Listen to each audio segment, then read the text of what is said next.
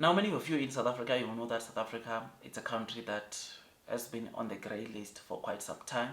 And South Africa has been trying to address the issues that put them to that grey listing at the first place. There were 22 items or things that South Africa need to rectify to come out of that grey listing. And Financial Action Task Force that usually gave the grey listing, they have confirmed something very important, and that is South Africa, I see on the screen, has substantially completed the 22 action items in its action plan and approved for final on-site assessment towards exiting grey listing. Now, this assessment is expected to come sometime in October, and the fact that Financial Action Task Force confirmed this, it means that we are going to go out of grey listing, which is a very good thing for our country, for our economy, because it also has got a very huge direct impact on the country's economy, because the country cannot easily borrow money. The country cannot easily get investors to come in, invest into a country, because grey listing means that that country is a bad country to invest in, and therefore investors don't come. Therefore, banks, before they issue loans to that country, they have to think twice. The process is longer, and South Africa being able to come out of this grey listing, not only will it produce, of course, or make financial resources be available to South Africa, but it will also attract investors to come into South Africa. I mean, what better way to go into the G20, which is coming in November, with the South Africa not being grey listed. I think there are pretty good deals that we can strike because of that, because South Africa is coming out of grey listing. I think it was purposefully that they arranged that they will come in October, just a month before the G20 summit, which is expected to take place in South Africa. I mean, it's great news. It's good news, man. I mean, some of the things, like I said, they restore. When South Africa comes out of grey listing, it will restore the economic growth and investments. Foreign direct investments will come in the country. This could lead to our credit ratings also increasing or improving, since our reputation as a country that is grey listed were not that good, right? So it's something that will open so many doors for us, as I'm saying. And when I read this, I thought I come and give it to you. These are good news to South Africa.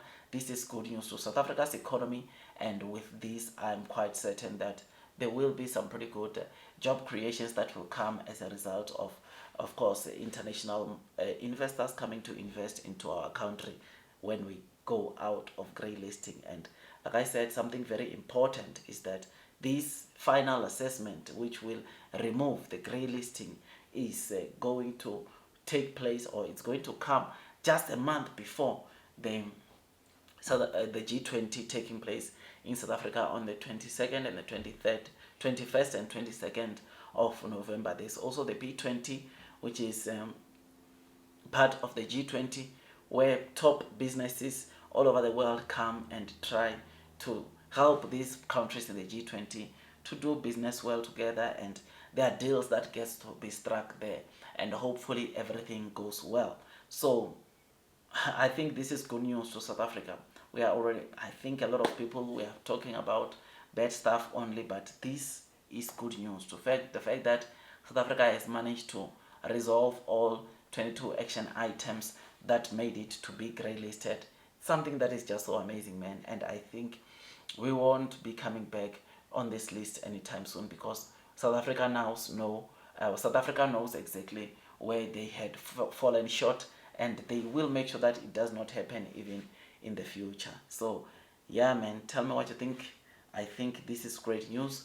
This is good news, and especially ahead of the G20. I mean, South Africa President Ramaphosa was attending the G7, which we are not part of, right? But he was meeting with various other state leaders. Like I think I saw him this morning. We're meeting state leader of Japan.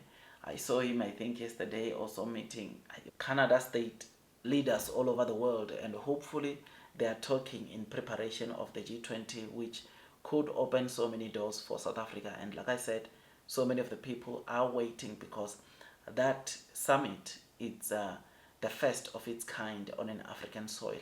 There's never been a summit like that in South Africa, where we are hosting so many other countries like the US, like Canada, like various European countries, and the others, which is something that is just so great.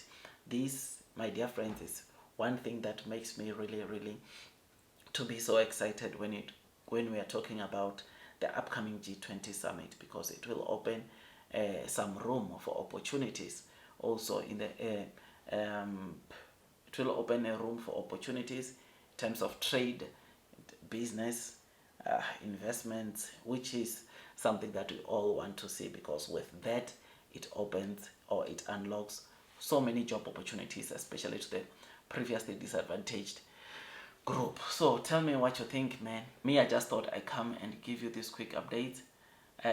YouTube has been telling me that some of you guys watching have not been subscribing, and I would like to request that if you enjoy the content, you make sure that you subscribe, you like, you hit that notification bell, so that every time I drop a new content you get to be notified, because this is important that you know as a South African. This is important that, of course, you follow the Iran and Israel war, because yesterday on the video I did, we covered how it gets to impact you and me, right?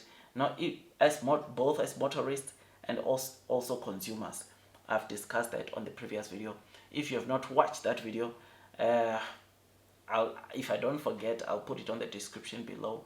Then you can obviously go check it at a later stage. But this is what is important. That's something that we are looking forward, or South Africa is currently looking forward. Like, share, subscribe. Markets are doing well, or did at least well yesterday, after we saw, of course, people were panicking to say what could happen between Iran and Israel, or what's happening. It could really make the stock market, it could make things worse globally, especially when the crude oil prices are surging. But anyways, I won't talk about that anymore. I was just bringing you this Financial Action Task Force breaking news about South Africa coming out of greylisting, which the final assessment is expected to come in October of this year. I'll see you on the next one, my dear friends. That's all from me, and God bless you all.